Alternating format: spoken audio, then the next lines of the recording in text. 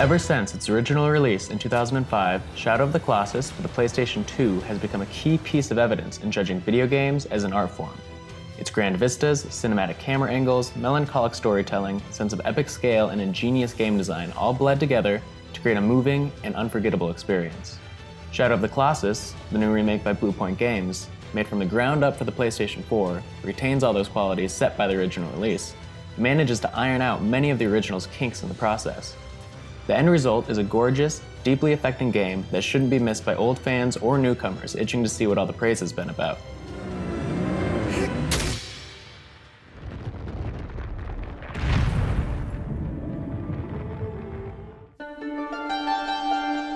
The game's protagonist, known simply as Wander, enters the Forbidden Lands on horseback, carrying the body of Mono, a beautiful young woman who was cursed and killed in her prime.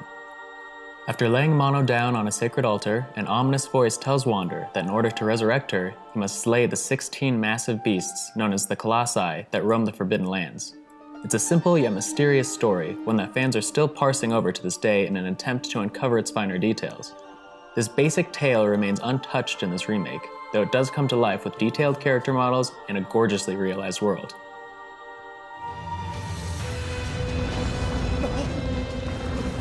The 16 titular colossi are designed as living, breathing puzzles. Figuring out how to climb and take down each one is unique and exhilarating. Some fly ominously in the sky, while others charge around recklessly, making it difficult for the players to ascertain the best way to grab onto their fur and begin searching for their glowing weak spots.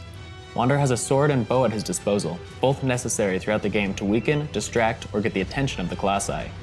Though the colossi are the sole enemies of the game, there are smaller collectibles strewn across the Forbidden Lands for Wander to gather. White-tailed lizards can be struck with an arrow and their tails consumed to enlarge Wander's grip gauge, while fruits can be eaten to extend his health bar. The remake has added mysterious coins that make noises reminiscent of The Last Guardian.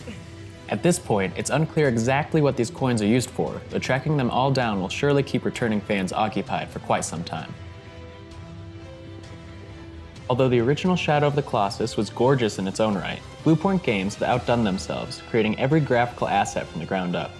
Colossus fur ripples in the wind, small sand flurries kick up and die off beautifully in the desert, cliff walls off in the distance are intricately detailed, and the entire game has a surprisingly handcrafted feel to it.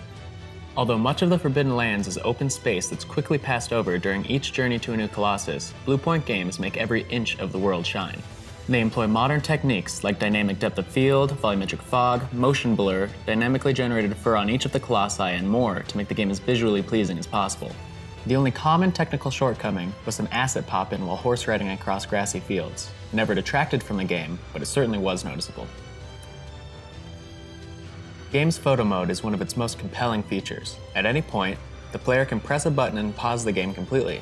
They can rotate the camera around, pull it in and out, tilt it however they see fit. They can adjust the lighting, tone, color quality, and more for a highly controlled, expertly executed photo. These features are common in most photo modes, but the shots that players can capture in the middle of a Colossus ascent, or while riding Argo at breakneck speeds, or even while lazily kicking up spring water in a pleasant meadow are liable to make the player stop for a moment and admire the game's beauty. Finding a bad angle or spot to take a photo is much harder than finding moments that stun with their grandeur. For better or worse, visual upgrades, technical improvements, and the photo mode are the only major changes made to the core game. Team Ico famously left various Colossus designs on the cutting room floor during the making of the original. Many fans were hoping to see some come to life in this remake.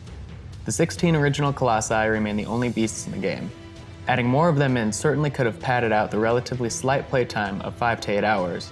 Like the original, there are various post-game features to keep players going long after the credits roll. The remake also offers a mirror mode, which, predictably, flips the environments completely, giving the world a surprisingly fresh feeling. When remaking a game, there are two general routes that developers can take. They can either elect to do a faithful recreation of the original game with modern technology, or they can enact sweeping changes that turn the remake into an entirely new experience. Shadow of the Colossus is firmly in the former camp, but that's not necessarily a bad thing. Bluepoint Games have made a gorgeous tribute to the original, all while ironing out many of its negative quirks in the process. Shadow of the Colossus has always been a stunning game, but this remake is arguably its definitive version.